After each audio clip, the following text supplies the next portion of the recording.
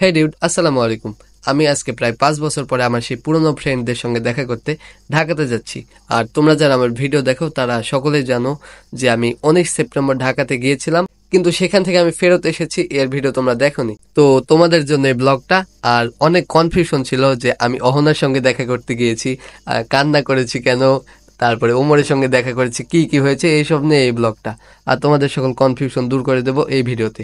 তো তোমরা দেখতে পাচ্ছ আমি জয়দেবপুরে, আর আমি এখান থেকে সেই এলেক্স সবুজের সুর দোকানে গেছিলাম। এরপর সেখান থেকে আমি আমার ফ্রেন্ডের বাসায় গেলাম। এখানে আমি 7 দিন ছিলাম, আর এই 7 দিনে আমি স্মৃতিসৌধ, ওমর অন ফায়ার, আরো অনেক জায়গায় ঘুরেছি, সেই ঐতিহাসিক অহনা, আরো অনেক জায়গায় ঘুরেছি, যেসব তোমরা আমার ভিডিওতে দেখেছো। আর যারা দেখোনি তারা আবার দেখে আসবে, তোমরা চাইলে আসতে পারো। এটা আমার সেই 5 বছর আগের গোলু মোলু মোটু বন্ধু।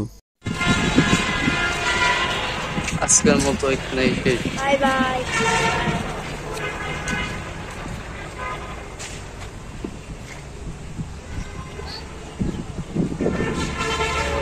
ওই তোমাদের আরেকজন কোথায়? ও আচ্ছা। এই 7 দিন আমি কোথায় কোথায় ঘুরেছি সেই সবের ভিডিও আমার অজানা 06 চ্যানেলে দেওয়া আছে, তোমরা চাইলে দেখতে পারো। গেঞ্জি লাগবে না, এই ভিডিও কিন্তু ফেসবুকে দিয়ে দেবো।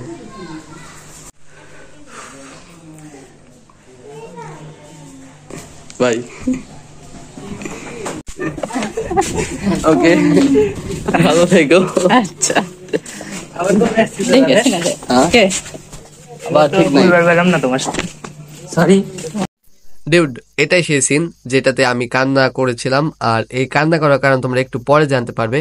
আর তোমরা অন্য কিছু ভেবেছিলে যে আমি কোনো মেয়ের থেকে ছেঁকা খেয়ে কান্না করছি বা অন্য কিছু, আর আমিও একটু শয়তানি করে এটা কান্নার সিনটুকু নিয়ে শর্টস বানিয়ে ইউটিউব ফেসবুকে দিয়েছিলাম, আর তোমরা সেটা সত্যি মনে করেছিলে। যাই হোক, ব্যাপার না, একটু পরে তোমরা সকল সত্যি জানতে পারবে।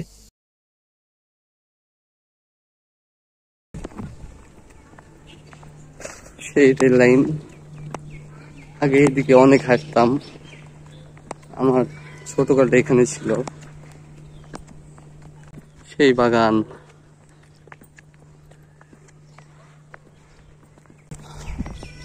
আর কষ্ট লাগছে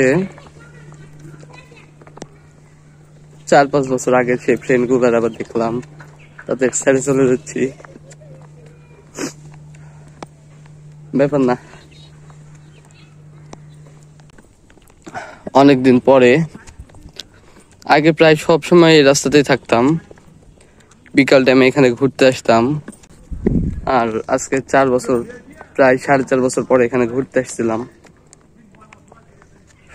তারা কিন্তু আমার রক্তের কেউ না, এখানে যাদের সঙ্গে ছিলাম এই 3-4 দিন, কেউ না, কিন্তু অন্যরকম একটা টান। ট্রেন আসছে সামনে থেকে।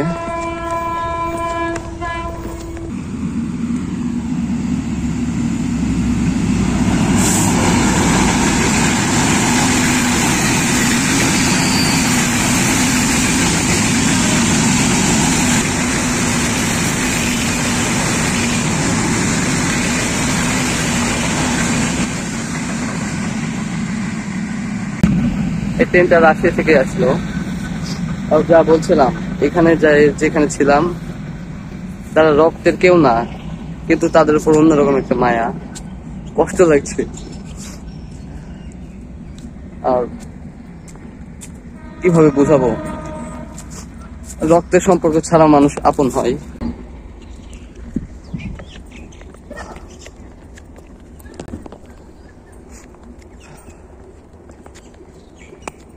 আজ থেকে প্রায় 4.5 বছর আগে তাদের বিদায় জানিয়েছিলাম।